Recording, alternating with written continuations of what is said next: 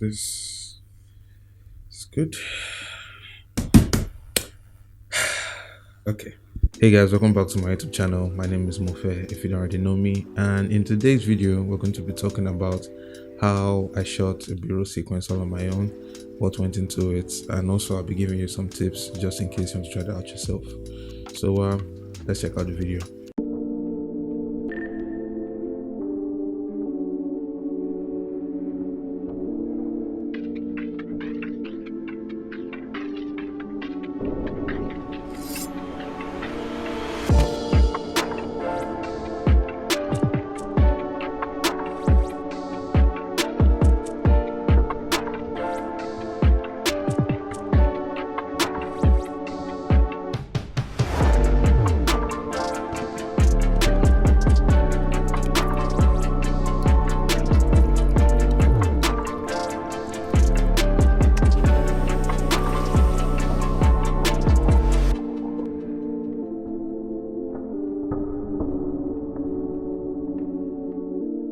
So before we get into this video, I'm just going to address the elephant in the room.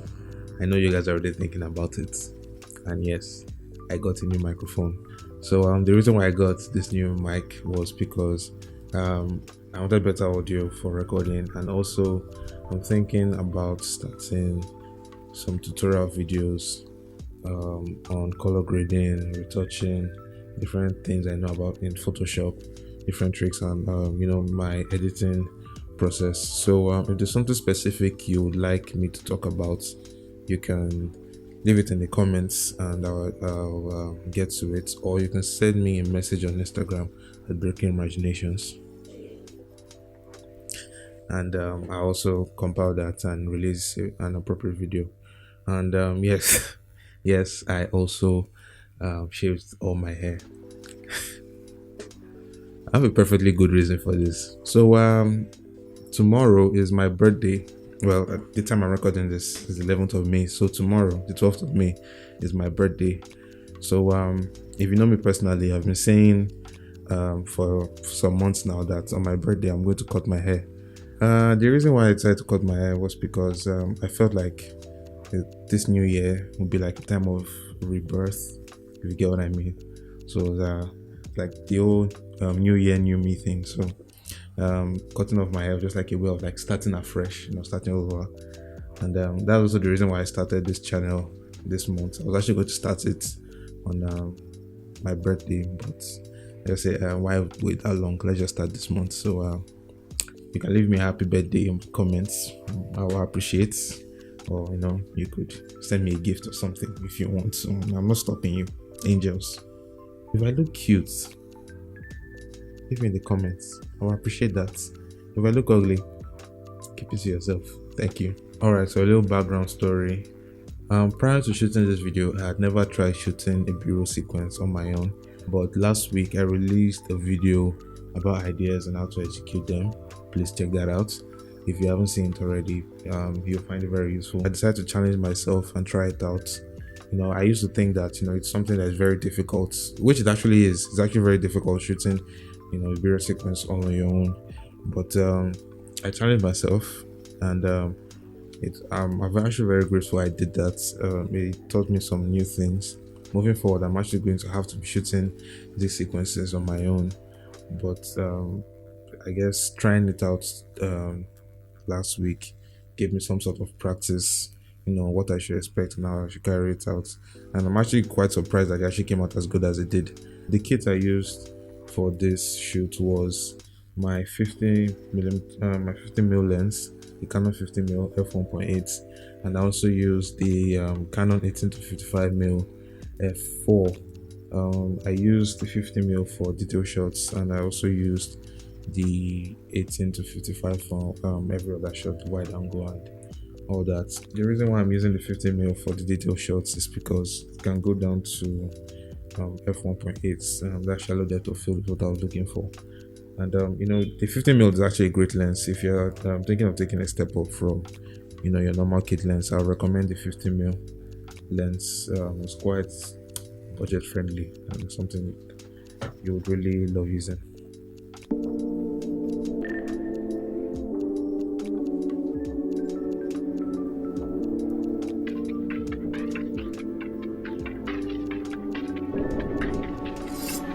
All right, so for this first shot, what I did was I held my camera up to my chest, and then I kept tracking my hand as it moved from holding the mango to dropping it down to picking up the knife and to dropping it on the mango. So that's how I got that shot, and I used the 18 to 55mm for that. And it was on autofocus because it was actually going to be a challenge if keeping it on manual focus and then all the movement, and I wouldn't want to lose focus on that.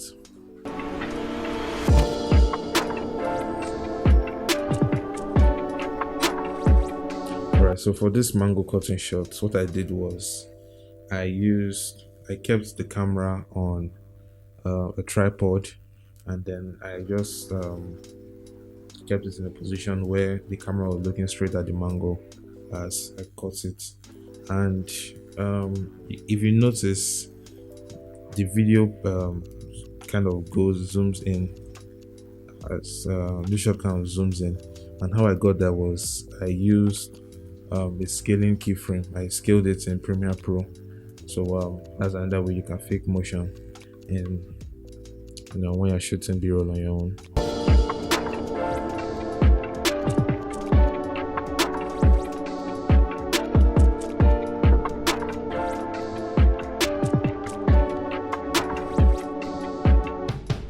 Alright, so that last right there, just this shot, what I did was I kept the tripod and the camera behind me, and then I used my body to fill the frame, and then I slowly moved out of frame so that it looked like somebody was holding the camera and panning out from my body.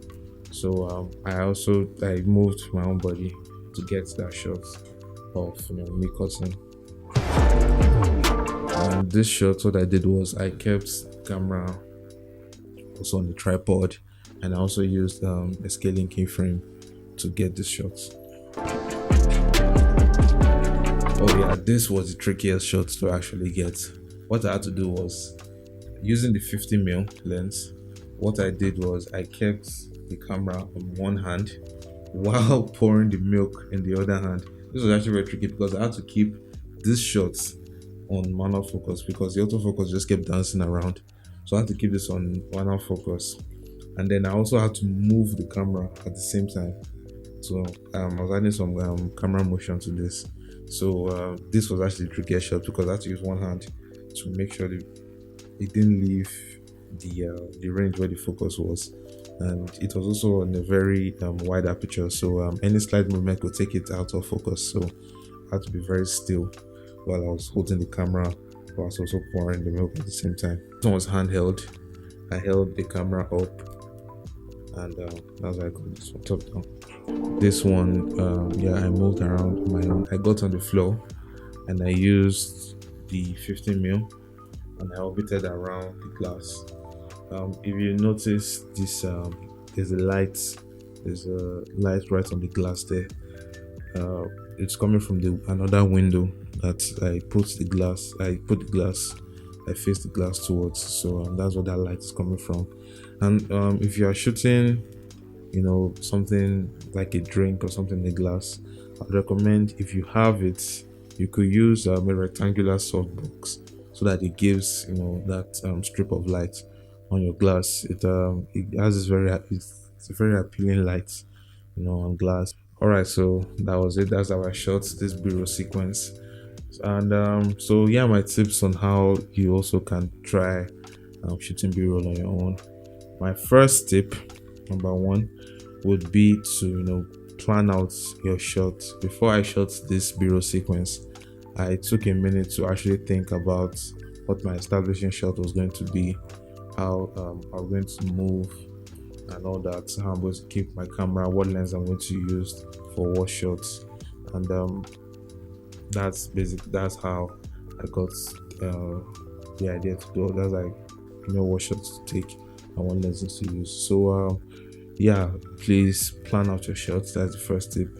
Make sure you take a minute to plan out your shots. And number two, you might want to use, you would want to use either a tripod or for like a mini tripod stand. I also have this flexi tripod gizmo thingy. It's pretty cheap, so you can have one. It's something you should have in your camera bag. If you're looking for something of more higher quality, even though this one is pretty good, you can use you can buy a Joby Gorilla Pod. Those are way more expensive, and I do not have money for that now, so I'm just using this one. If you want to check it out, I'll also put this link in the description so you can check it out. So number 2 tip would be using a tripod. My number 3 tip would be shooting in slow motion.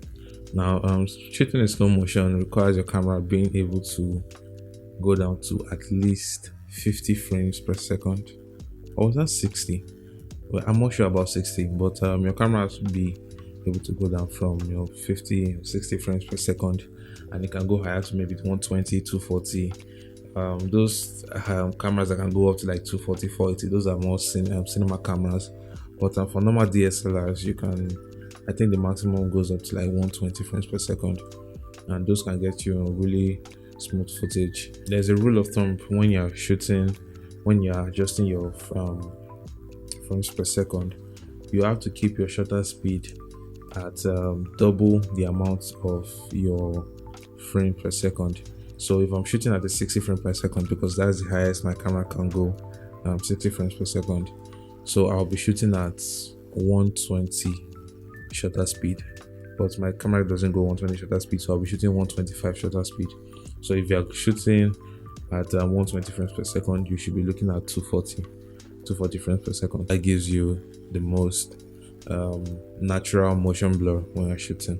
So when you're shooting 60 frames per second, the lowest you can take down slow motion in post-production is at about 40%, and for 120 frames per second, the lowest you can take it down is 20%, I think. So if you take it down any lower than that, your footage will really start to break down and get really jittery and look very weird, and the slow motion won't be very smooth. So those are the, if you're going down to maybe, if you're using a 240 frames per second, your slow motion can go down way lower. I'm not sure, but I know for a fact that 60 frames per second is can go down to 40%, and 120 frames per second can go down to 20%. So my 4th tip would be to exercise. Now this is something, if you check out the most videos, they won't tell you about, but this is actually very important. When you are in the videography or photography business, you're actually going to be straining your body a lot, bending down, squatting, panning, zooming, to really get those shots. You have to do anything to get the shots, do it for the shots. But when to get the shot, your body gets really strained. I remember the first time I got a page, I was asked to do a video for a friend of mine, abang, if you're seeing this, they're real G, and he asked me to shoot a video for him, and I remember after shooting that video, I went back home and I felt this serious pain on my back. For like the entire week, I had pains on my back. The reason why was because during the shoot I had to bend down a lot to get some B-roll footage.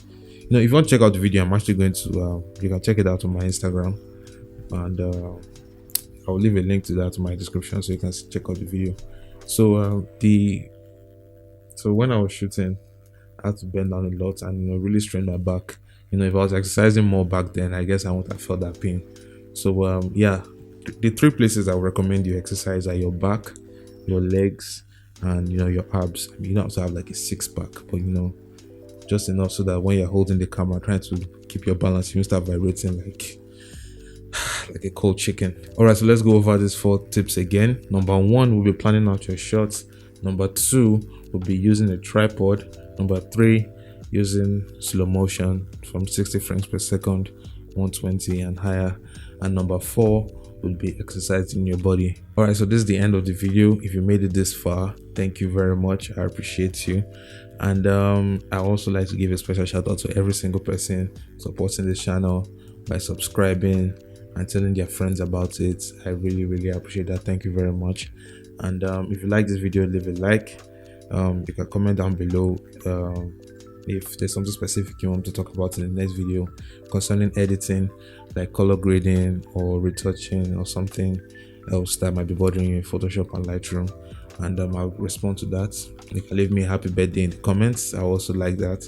Also subscribe, and tell your friends if you think they'll find this video useful.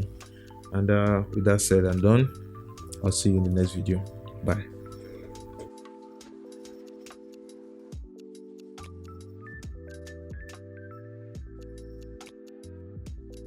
You know, the thing about cutting off all your hair is that you actually notice how windy the world is. There's so much wind everywhere. It's really chilly. I miss my hair.